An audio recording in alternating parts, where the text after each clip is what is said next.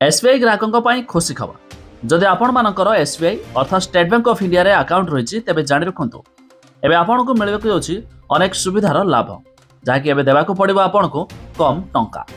ଆସନ୍ତୁ ସମ୍ପୂର୍ଣ୍ଣ ଅପଡେଟ୍ ଜାଣିବା। ତା ପୂର୍ବରୁ ଭିଡ଼ିଓକୁ ଲାଇକ୍ କରନ୍ତୁ, ସବସ୍କ୍ରାଇବ୍ କରିନଥିଲେ ଏବେ ସବସ୍କ୍ରାଇବ୍ କରି ପାଖରେ ଥିବା ଘଣ୍ଟି ଚିହ୍ନକୁ ଦବାଇ ଦିଅନ୍ତୁ। ଯଦି ଆପଣ ମଧ୍ୟ ନିଜର ଘର କିଣିବାକୁ ଚାହୁଁଛନ୍ତି ଏବଂ ଏଥିପାଇଁ ଗୃହ ଋଣ ଖୋଜୁଛନ୍ତି ତେବେ ଆପଣଙ୍କ ପାଇଁ ଆସିଛି ଖୁସି ଖବର। ଗୃହ ଋଣ ସହିତ ବ୍ୟକ୍ତିଗତ ଋଣ ନେଉଥିଲେ ଲୋକଙ୍କୁ ଏସ୍ବିଆଇ ଏକ ବଡ଼ ଆଶ୍ୱସ୍ତି ଦେଇଛି। ଭାରତୀୟ ଷ୍ଟେଟ୍ ବ୍ୟାଙ୍କ ଅର୍ଥାତ୍ ଏସ୍ବିଆଇ ବିଭିନ୍ନ ଋଣ ଉପରେ ଲାଗୁ ଇବିଏଲ୍ଆର୍ ଏବଂ ରେପୋ ରେଟ୍ ଋଣ ହାର ମଧ୍ୟ ହ୍ରାସ କରିଛି। ତେବେ ଗତ ସପ୍ତାହରେ ଭାରତୀୟ ରିଜର୍ଭ ବ୍ୟାଙ୍କ ଏହାର MPC ବୈଠକରେ ରେପୋ ହାର 25 ବେସିସ୍ ପଏଣ୍ଟ ହ୍ରାସ କରିଛି। ତେବେ 6.50ରୁ 6.25 କରିବାକୁ ନିଷ୍ପତ୍ତି ନେବା ପରେ ଏହା ମଧ୍ୟ ହୋଇଛି। ତେବେ ନୂତନ ହାରଗୁଡ଼ିକ ଏ ଫେବୃଆରୀ 15 ଠାରୁ ମଧ୍ୟ ଲାଗୁ ହୋଇଛି।